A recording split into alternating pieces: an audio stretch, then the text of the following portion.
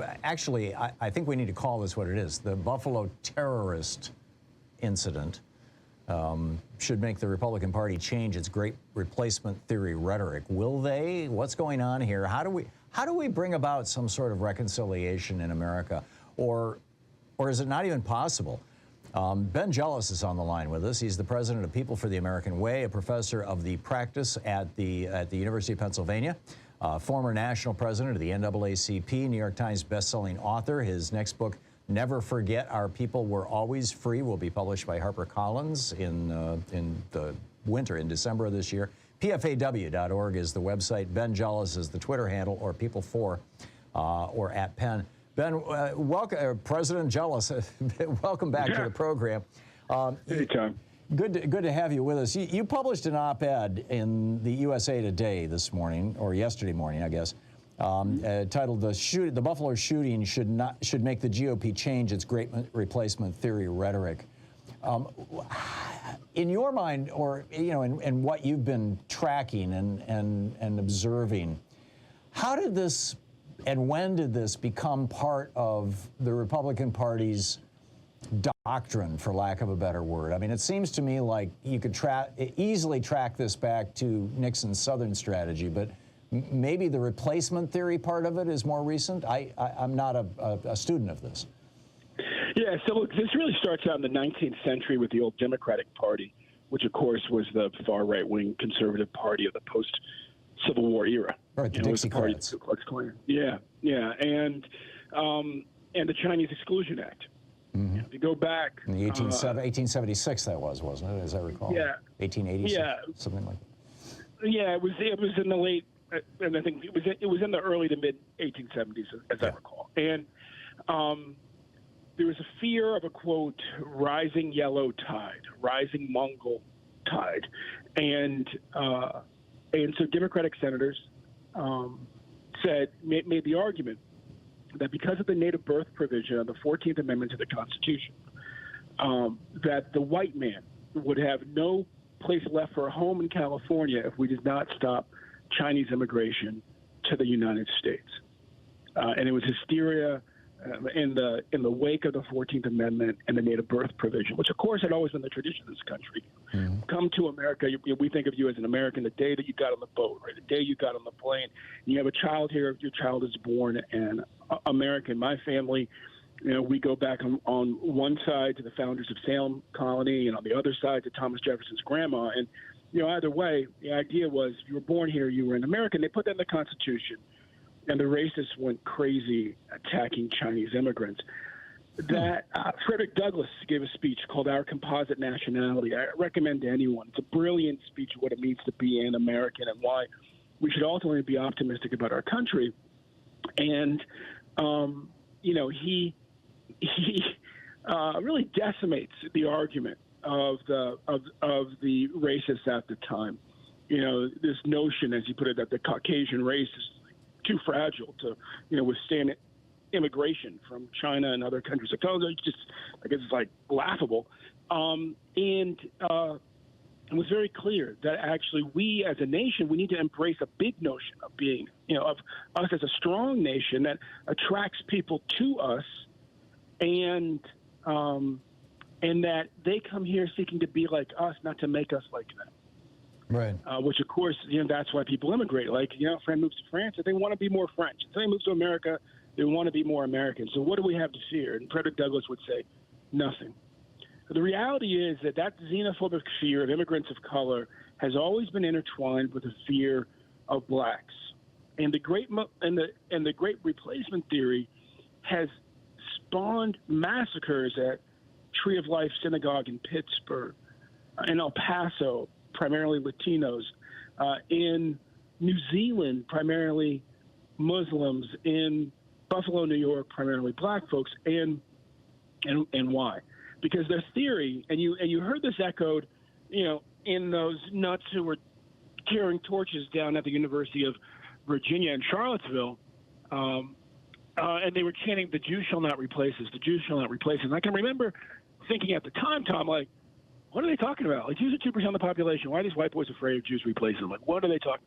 Well, they were afraid of the Great Replacement Theory, and the Great Replacement Theory says essentially, it's very dark, that the white race is endangered if Jews and people of color get together.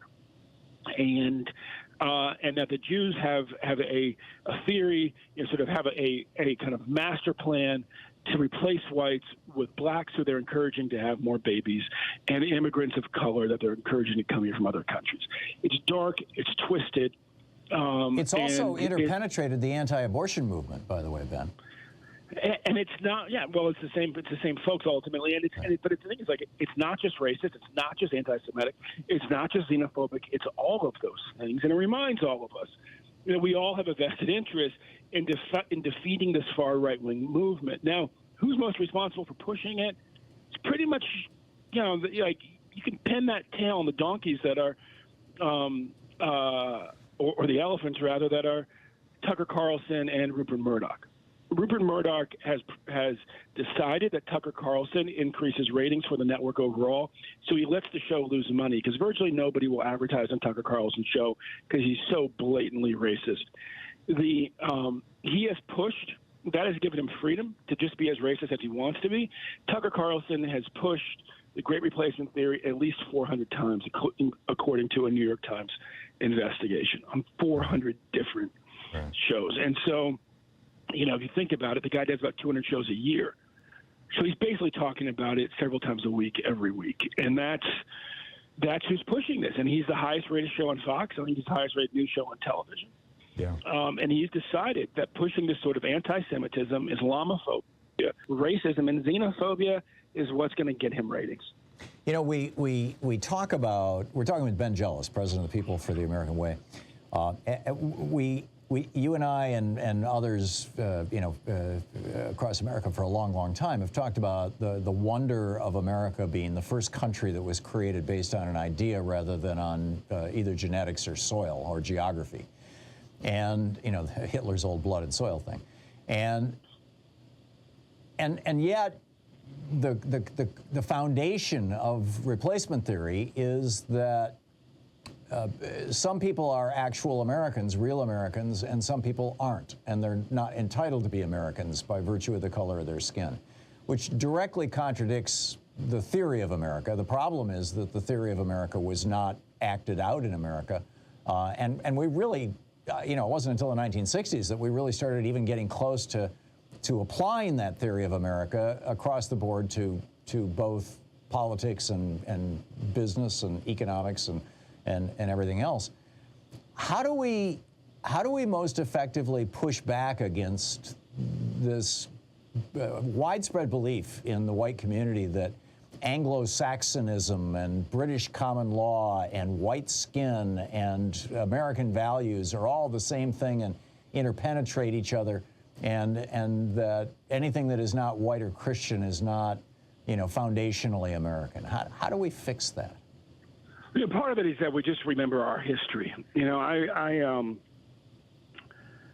was president of the NAACP, we had a donor who was a prominent Italian-American businessman, older man. And I said to him, I said, why are you so, such a big supporter of the NAACP? He looked at me and said, he said, son, I'm Sicilian and I'm old enough to remember when my people were lynched in America too. Right. And the reality is that, yes, blacks are the most frequently lynched, but Jews were lynched, Italians were lynched. Irish were lynched. A fear of Catholics, a fear of people from Southern Europe. Mm-hmm. If you go back and you look in the New York Times in the early 1920s during Prohibition, they talked about Jews and Italians and Southern European immigrants the way that they talk about Latinos and blacks now, as being, prone to criminality and da-da-da-da-da. Right.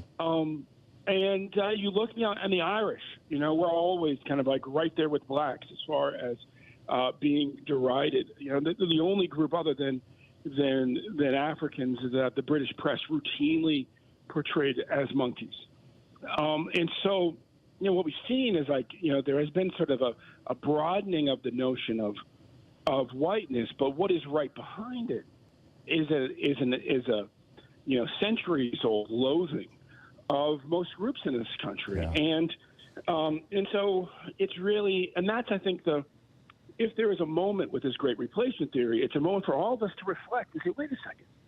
You know, I mean, this is like, you know, the old reflection by the theologian during, you know, about the Holocaust, right? First they came for, then they came for, then they came for.